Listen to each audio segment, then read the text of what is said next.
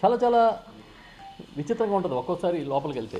అసలు ఈ 2023లో కేసు ఏ విధంగా వచ్చింది చంద్రబాబు నాయుడు గారి మీద లిక్కర్ కేసు అంటే, మంగళగిరి పోలీస్ స్టేషన్లో అక్టోబర్ 28, 2023న నమోదైన ఆ కేసుకి ప్రధానమైన ఆధారం CAG report, controller and audit general report. అది ఆ రిపోర్ట్ ప్రకారం అసలు కథ అంతా ప్రారంభమై దానికి అనుగుణంగా విచారణ జరిగి, ఆ విచారణలో 5,300 కోట్ల రూపాయల ప్రభుత్వ ధనం, ప్రభుత్వం రావాల్సిన ఆదాయం కోల్పోయామనే విషయం, అవినీతి జరిగిందనే విషయాన్ని కూడా తేల్చి చెప్పారు. అసలు చాలా చిత్రం ఏంటంటే, మొత్తం రాష్ట్రంలో సుమారు 20 డిస్టిలరీలు ఉంటాయి. అందులో 14 డిస్టిలరీలకి కేవలం చంద్రబాబు నాయుడు గారు ముఖ్యమంత్రిగా ఉన్నప్పుడు 2014-19 మధ్య ఆయనే పర్మిషన్ ఇచ్చారు. వైఎస్ఆర్ పార్టీ హయాంలో ఒక్క డిస్టిలరీ కూడా కొత్తది రాలే. ఇదే కాకుండా ఆ రోజు కొన్ని డిస్టిలరీలకి మాత్రమే ప్రోత్సహించే విధంగా, కొన్ని బ్రాండ్లు మాత్రమే ప్రోత్సహించే విధంగా అత్యధికంగా వాళ్ళకి సప్లైకి అనుమతులు ఇచ్చారనేది ఒక వ్యవహారం నడిచింది. ఈ విధంగా చూసుకుంటే ఇంకా చాలా డెప్త్ దీంట్లోకి వెళ్తే, అసలు చంద్రబాబు నాయుడు గారు ఆనాటి మద్యం విధానం కానీ ఈనాటి మద్యం విధానం కానీ ఇది పూర్తిగా అవినీతికి చోటిచ్చే మద్యం విధానమే. లేకపోతే మీరు చూడండి, బెల్ట్ షాపులు, కల్తీ మద్యం, పర్మిట్ రూములు, వాడలో వీధిలో వాళ్ళ మద్యం ఏర్లై పారుతుంది. ఆ రోజు కూడా పూర్తిగా దీన్ని ప్రోత్సహించే విధానంలో ఆనాటి గవర్నమెంట్ వెళ్ళిందనేది మనకు క్లియర్ కట్గా మన దగ్గర ఆధారాలు ఉన్నాయి.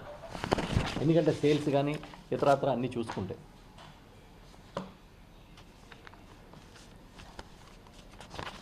ఇవన్నీ ప్రజలకి దృష్టి మళ్లించే విధంగా ఇవి జరుగుతున్నప్పుడు ఏదో ఒక విషయాన్ని బయట తీసుకొస్తారు. బయట తీసుకొచ్చి డైవర్షన్ పాలిటిక్స్ చేస్తారు. ఆ డైవర్షన్ పాలిటిక్స్ని ఆధారంగా చేసుకుని అసలు విషయాన్ని పక్కదారి పట్టించి తమకు కావాల్సిన విధంగా కథలు, కేసులు నడుపుకుంటూ ఉంటారు. ఇది చంద్రబాబు నాయుడు గారి టెక్నిక్ ఇది. ఎందుకంటే ఆయనకి అనుకూలమైన మీడియా చేతిలో ఉంది ఆయనకి. ఆ మీడియా తిమ్మిని బమ్మిని చేయగలుగుతుందనే నమ్మకం. నేను అడుగుతా ఉన్నా, ఇవాళ మీరు ఒక ముఖ్యమంత్రి స్థానంలో ఉండి మీపై ఉన్న కేసులకి మీరే విచారణాధికారి అయిపోయి మీరే ఎలా తీసేసుకుంటారు? ఇది దేశంలో ఎక్కడైనా ఎప్పుడైనా ఏ ముఖ్యమంత్రి అయినా చేసిన చరిత్ర ఉందా? ఇలాంటి చరిత్ర గతంలో ఎక్కడైనా ఏ రాష్ట్రంలో అయినా జరిగిందా? తన మీద ఉన్న కేసులు తానే తొలగించుకున్న ముఖ్యమంత్రిని ఎక్కడైనా చూసామా అని నేను అడుగుతున్నా. అసలు ఇదేం పద్ధతో మనకు అర్థం కాదు.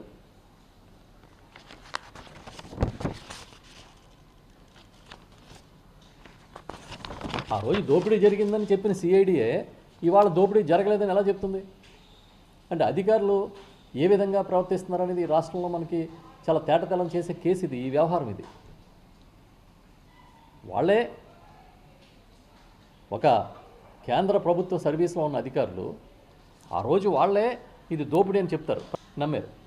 ఇవాళ దోపిడీ జరగలేదని నమ్మించడానికి ప్రయత్నం చేస్తున్నారు. ఆధారాలతో సహా కేసు పెట్టింది వాళ్ళే.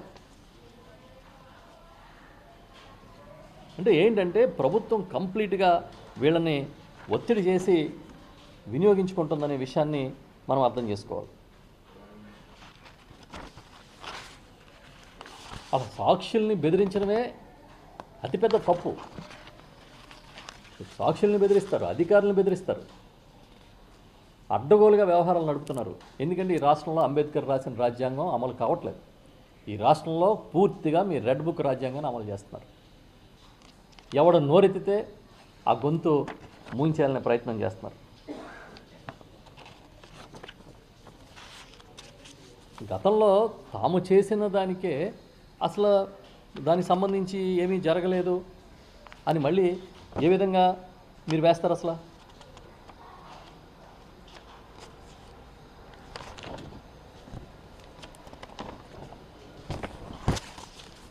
మాకేమో కొన్ని విషయాలు మాకు అర్థం కావట్లేదు, అంతుపట్టలేదు. ఎందుకంటే ప్రజా జీవితంలో ఉన్నా కూడా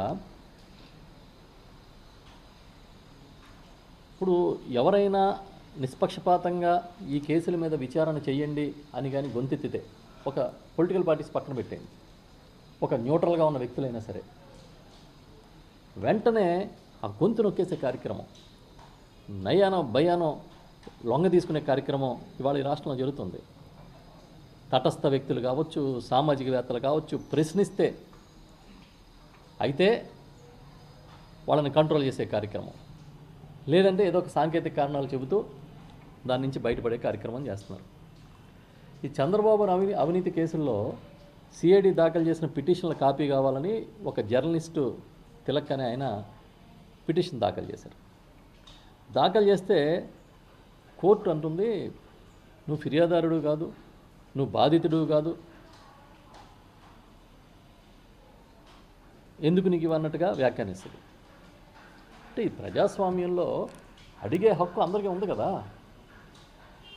అంటే ఎవరు ఫిర్యాదుదారుడైతేనో, ఎవరు బాధితులైతేనో వాళ్ళు అడగాల. బాధితుడు అంటే ఒక సమాజంలో పక్క బాధితుడి కోసం గొంతెత్తే బాధ్యత ప్రతి ఒక్కరికి లేదా?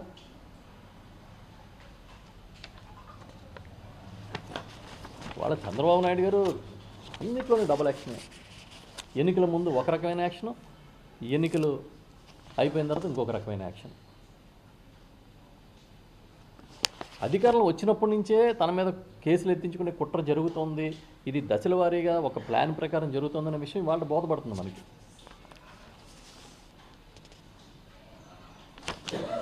ఇవాళే కాదు, ఆపద్ధర్మ ముఖ్యమంత్రిగా ఉన్నప్పుడు ఆ రోజు హైదరాబాద్లో విలువైన భూముల్ని సంతర్పణ చేసేశారనే ఆరోపణలు కూడా ఉన్నాయి.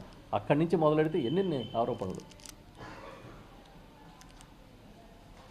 ఇప్పుడు ఏంటి ఈ రాష్ట్రంలో జరుగుతుంది అని అంటే ఎవరన్నా అడిగితే అప్పులు, గొప్పలు, అబద్ధాలు, ఇవి తప్ప ఇంకేమీ లేవు. ఒకటి అబద్ధాలు, చెప్పిన అబద్ధం చెప్పకుండా ప్రచారం చేసుకుంటూ పోతారు. అద్భుతం, అమోఘం అని నమ్మించాలనే ప్రయత్నం చేస్తారు. అంతకుముందు జగన్ గారు విపరీతంగా అప్పులు చేసేస్తున్నారని పెద్ద ఎత్తున ప్రచారం చేసి, ఇవాళ సాక్షాత్తు కేంద్ర ఆర్థిక శాఖ నుంచి ఇక్కడి వరకు అన్ని రూపాల్లోనూ అప్పటికన్నా ఇప్పుడే అప్పులు ఎక్కువ చేస్తున్నారనేది బయటపడిన తర్వాత దాన్ని కప్పిపుచ్చుకోవడానికి మరో కహాని. చాలా చిత్రం ఏంటంటే, ఆయన అధికారంలోకి వచ్చి 538 రోజులు అయింది, ఇంచుమించుగా 18 నెలల కాలం. ఈ 18 నెలల కాలంలో ఈయన చేసిన అప్పులు ఎంతంటే 2,51,131 కోట్లు. దీన్ని మనం ఎన్ని రోజుల పరిపాలనకి ఎంత అప్పు చేశాడని చూస్తే రోజుకి సగటున 466 కోట్లు అప్పు చేస్తున్నారు. ఈ 466 కోట్ల అప్పు అంటే గంటకి ఇంచుమించుగా 19.66 కోట్లు, అంటే 20 కోట్లు వేసుకోండి. ఈ ప్రమాణ స్వీకారం చేసినప్పటి నుంచి ఇప్పటికీ ఇంత హయ్యెస్ట్ పర్సంటేజ్ అప్పులు తెచ్చిన ప్రభుత్వం, ఇంత తక్కువ కాలంలో ఎక్కువ అప్పులు తెచ్చిన ప్రభుత్వం ఏముండదో ఆ రికార్డు కూడా చంద్రబాబు నాయుడు గారికే వచ్చింది.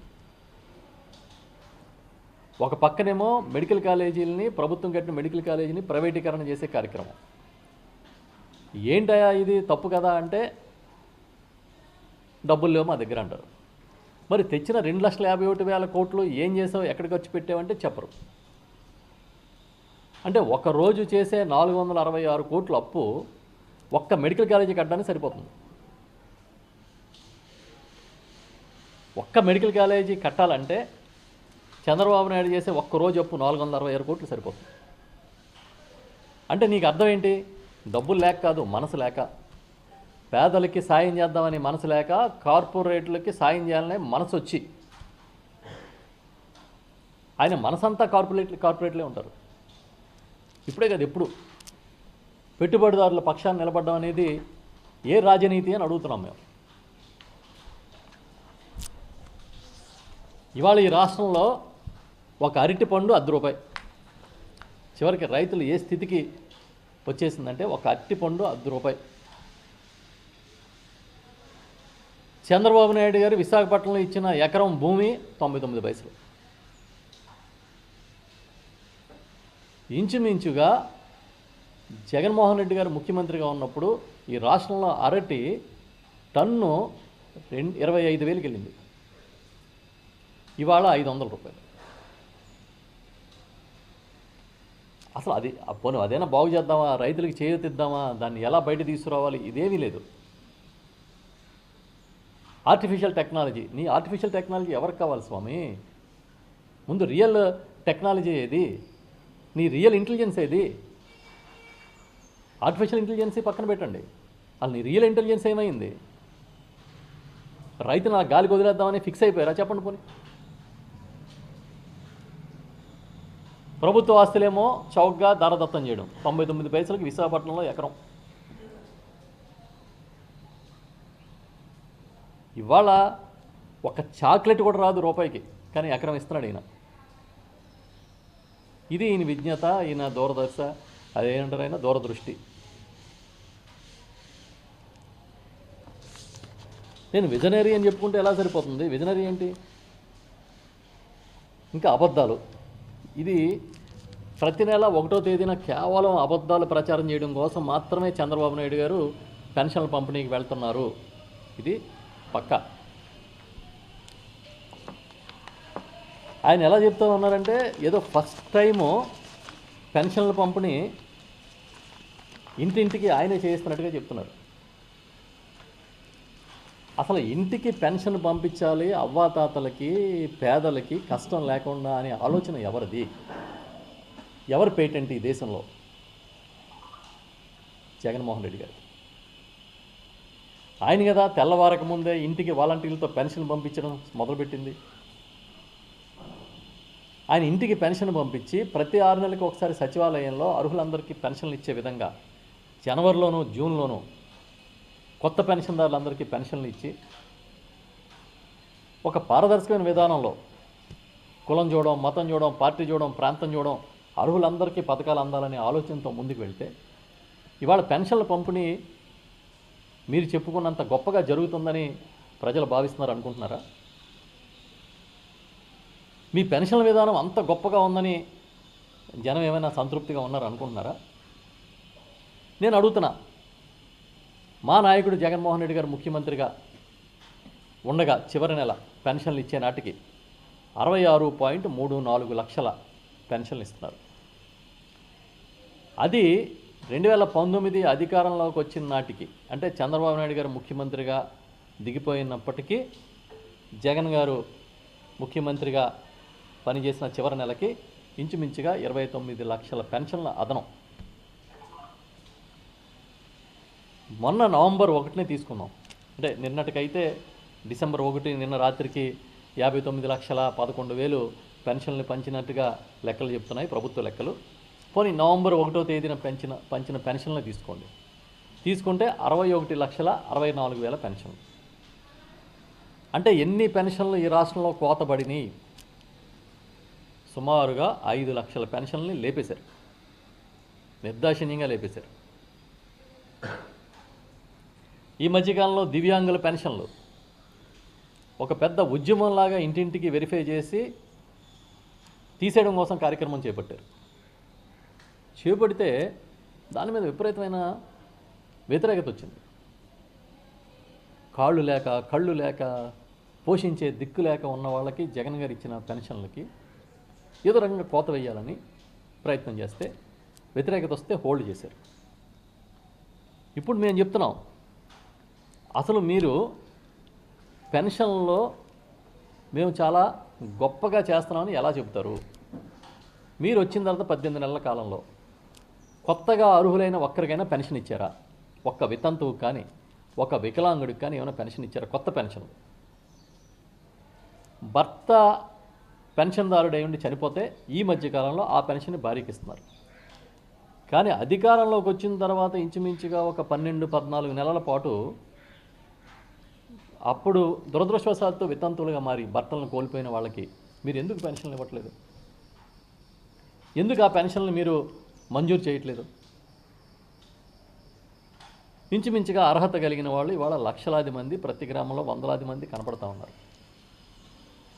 మీరెందుకు పారదర్శకంగా అర్హత ఉన్న ప్రతి ఒక్కరికి పెన్షన్ ఇచ్చే కార్యక్రమం చేయట్లేదని మేము అడుగుతున్నాం. ఇదే కాదు, చంద్రబాబు నాయుడు గారి మేనిఫెస్టోలో ఆయన ఏం చెప్పారు? ఎస్సీ ఎస్టీ బీసీ మైనార్టీలకి 50 ఏళ్ళకి పెన్షన్ ఇస్తానని చెప్పారా లేదా? చెప్పి ఇవాళకి 18 నెలల కాలం అయింది అధికారంలోకి వచ్చి. అలాంటి ఆలోచన కానీ అలాంటి కార్యాచరణ కానీ మీరు ఏమైనా చేస్తున్నారా అని మేము అడుగుతున్నాం. ఇంతవరకు 50 ఏళ్ల పెన్షన్ అనేది లేకపోగా సూపర్ 6 సూపర్ హిట్ అని ప్రచారం చేస్తారు. ఏదో ఎవరో మిత్రుడు చెప్పినట్టుగా అట్టర్ ఫ్లాప్ సినిమాకి విజయోత్సవ సభ చేసినట్టు. అసలు ఏదేమి 50 ఏళ్ల పెన్షను? ఇవాళకి మీ 18 నెలల కాలంలో సంవత్సరానికి 3 సిలిండర్లు ఉచితంగా ఇస్తానన్న వాళ్ళు 1 సిలిండర్ ఇచ్చారు.